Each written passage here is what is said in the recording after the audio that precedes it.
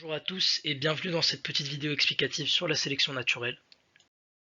Dans cette présentation, nous allons parler de la sélection naturelle et de ce que c'est, en commençant par rappeler ce que c'est la théorie de l'évolution. Ensuite, nous allons parler de Charles Darwin, et puis comparer le darwinisme avec le lamarckisme. Enfin, nous allons parler de la sélection naturelle en elle-même, des facteurs qui en dépendent, et en donner un exemple concret.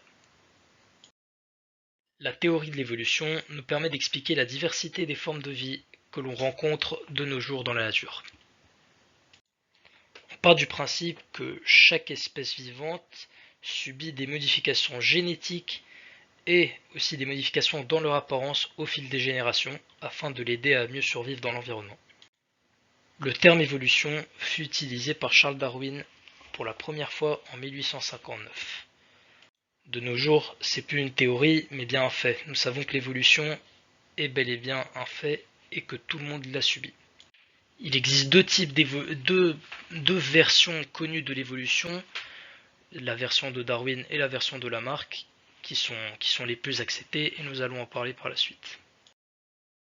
Charles Darwin est un biologiste britannique qui est principalement connu pour avoir énoncé la théorie de l'évolution, l'une des plus importantes de la biologie moderne.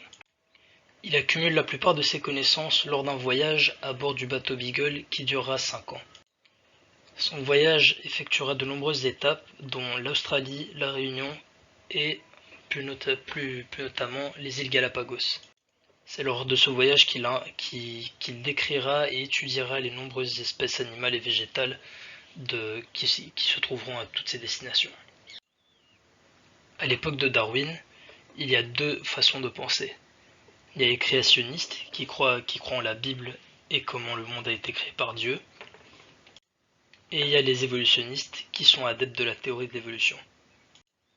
Lors de ces observations, Darwin va découvrir ce qu'est le moteur principal de l'évolution, la sélection naturelle.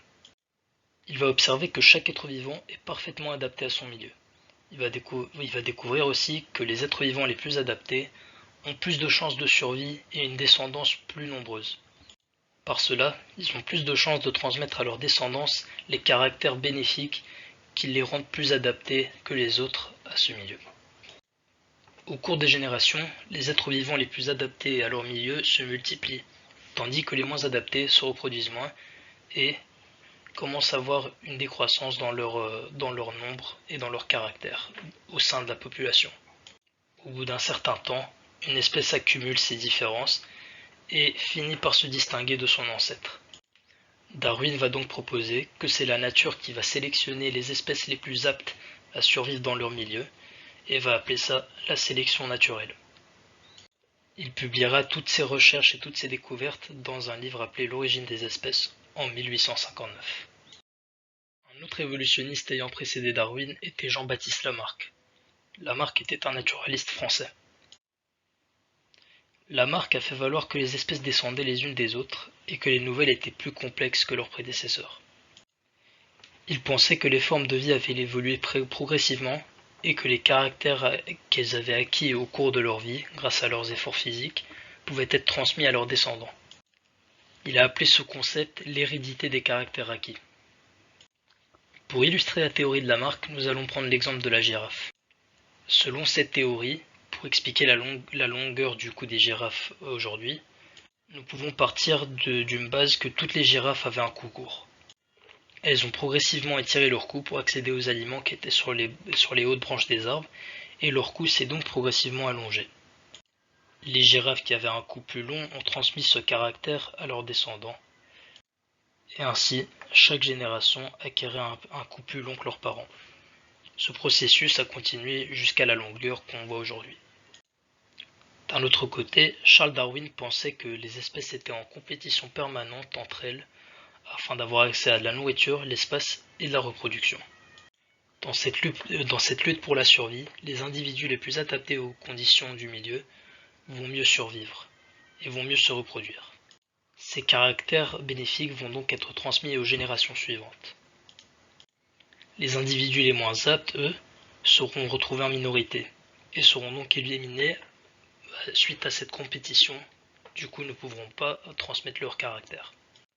Dans l'ensemble des caractères présents au sein d'une espèce, seuls les caractères bénéfiques finiront par être conservés. Toujours avec l'exemple de la longueur du cou de la girafe, selon Darwin, il existe deux types de girafes dans chaque population, celle à long cou et celle à un cou court. Les girafes ayant un long cou peuvent atteindre plus facilement les aliments des arbres, pendant que les autres avaient plus de difficultés à trouver de la nourriture. Les girafes au long cou avaient plus de nourriture et donc avaient plus d'occasions de se reproduire, ce qui va transmettre les caractères bénéfiques à leurs descendants, et on aurait fini par avoir plus de girafes à long cou que de girafes à court cou. Progressivement, seules les girafes à long cou ont survécu, alors que celles au cou court se sont éteintes. Nous pouvons alors conclure que la sélection naturelle est un mécanisme par lequel chaque individu ayant hérité d'un trait bénéfique de ses parents aura en moyenne plus de descendance que les autres.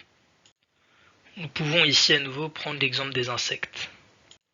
Imaginons une espèce d'insecte avec deux variétés, la brune et la verte. Supposons que cet insecte vive sur les arbres.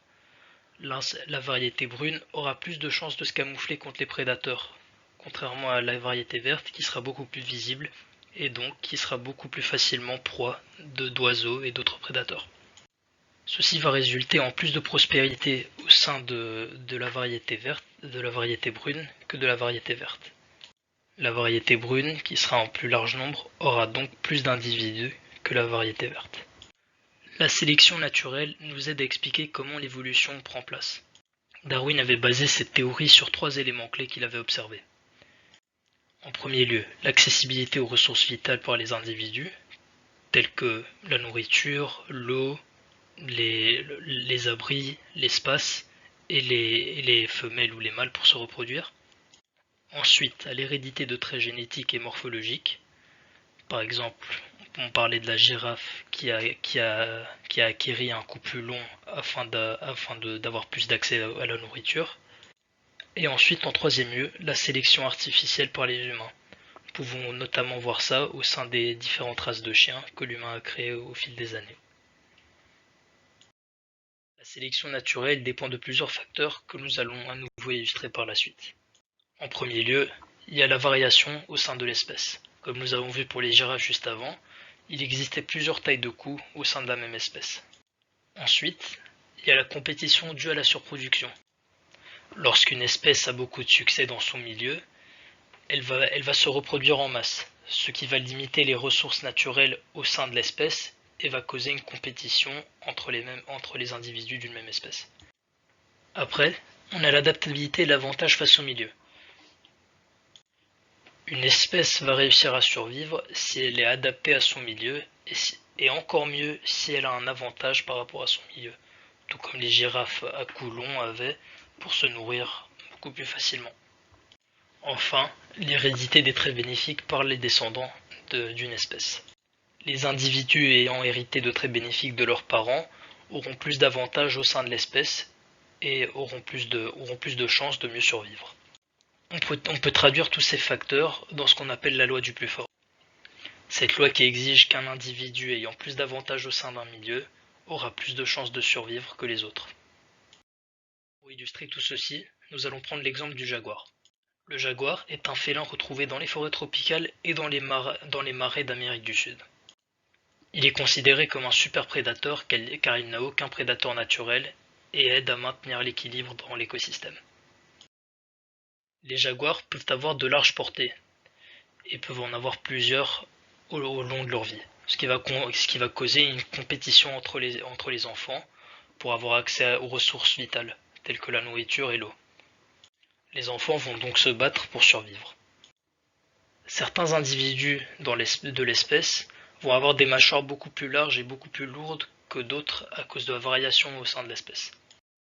Les jaguars aux mâchoires les plus grandes auront la possibilité de tuer et de se nourrir d'animaux tels que la tortue ou le crocodile, ce qui va leur donner plus d'options de nourriture.